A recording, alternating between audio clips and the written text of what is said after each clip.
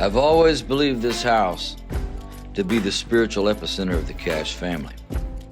All of God's blessings seem to follow Carrie Cash's prayers from Dyess, Arkansas to the front door of this place.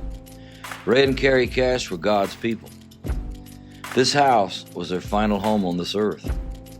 Unimaginable success, trials, suffering, heartache, life, and ultimately death, followed by the promise of heaven, found its mark right here in the lives of so many generations of Cash people. Every family has an ultimate praying ground, and I've always considered this place to be the Cash family's. Well, this was my great-grandmother's kitchen, MamaCash's kitchen, if this place could talk. Some of the best memories and good times were here. I mean, this house right here, that I don't care who owns it or who calls it theirs, it's hers. It'll always be hers. And I'm not leaving out my great-grandpa, Ray. I loved him dearly too, but it's just synonymous with her, you know. He would sit outside every day, put the flag up first thing in the morning, sit outside and watch people go by up and down this hill looking over at my grandpa's house. And actually, they still come by today. The house across the street, my grandfather's house, isn't even there anymore. It burnt down. I sat there and watched it burn down. It's terrible, but still, people come by this house every day, all day long. Some of my favorite memories are in this house, and no telling who would drop by to get advice from Grandma, you know. You'd walk in, there'd be Larry Gatlin sitting there talking to Grandma, you know, getting advice, or one of the Oak Ridge boys, you know. We would just sit and talk for hours, and she would pray with me, and she would play the piano.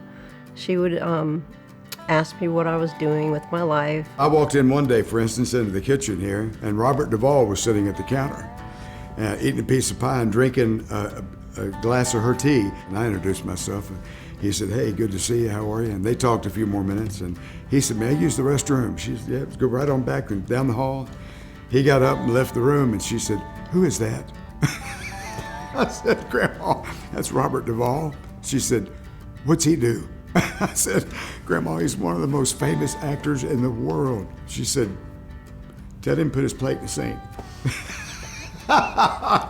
Grandma. And I remember driving to this very house I'm sitting in today, my mom and dad's home.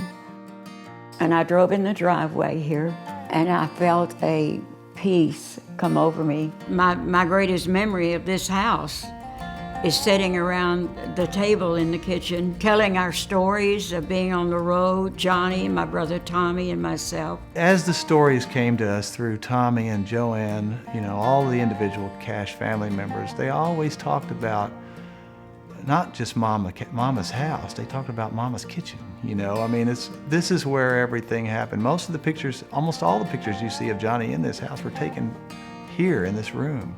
Not out in the living room, not on the back porch, no, taken right here. And this room is the beating heart of that family, you know, and it was for so many years. In the process of our restoration work, we found out what this room meant to the Cash family. Every layer that came off, I had to take multiple layers off and unmask it.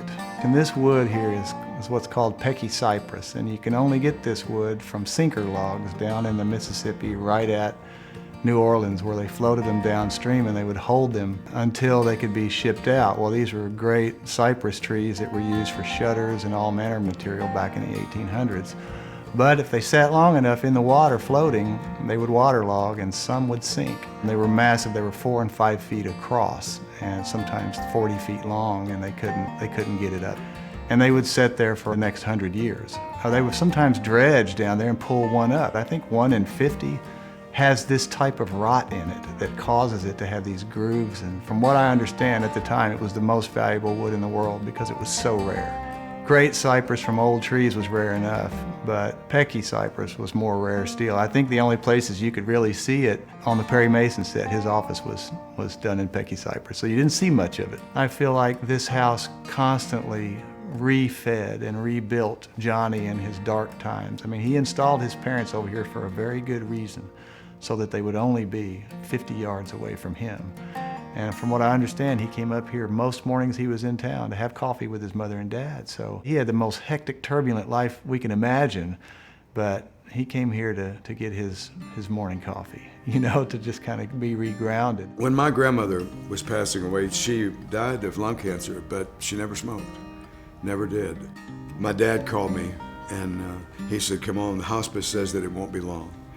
And I raced over here and I walked in the door and they led me to the bed. My mother's hospital bed stood right here.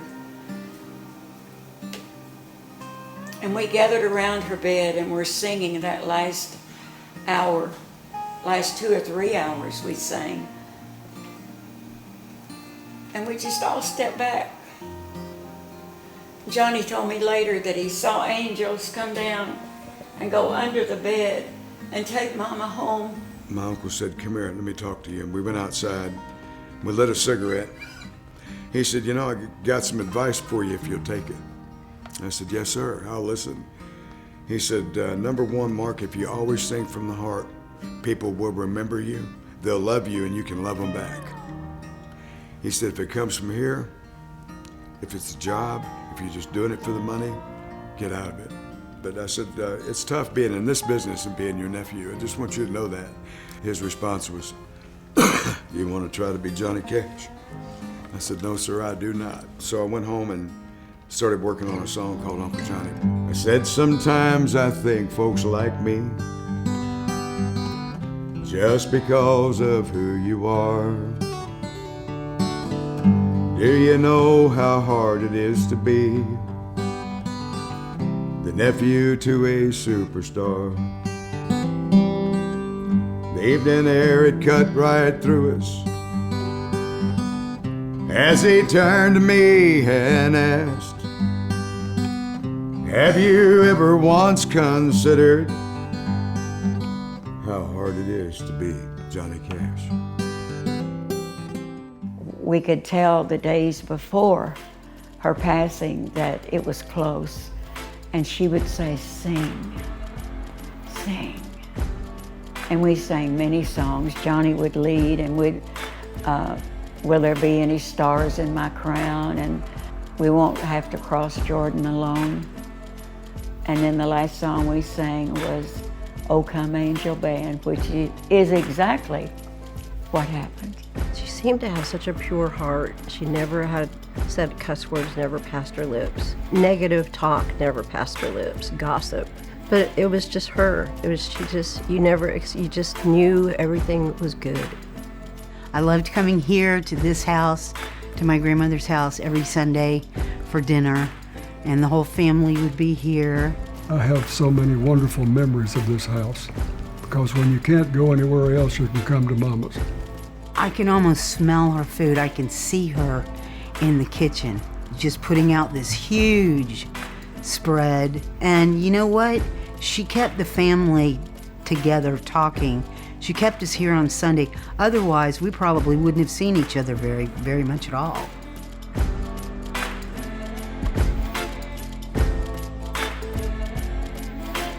And she said to all of us many times, when I'm gone, I know you're going to lose touch with each other because this is the house that brings you all together as a family. Please don't let that happen. She would beg us, please don't let that happen. And for us to be able to have this house again and for us to come together, it's almost like her wish came true.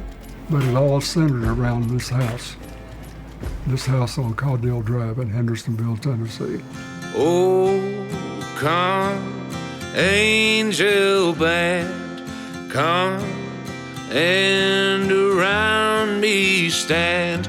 Oh, bear me away on your snow white wings to my immortal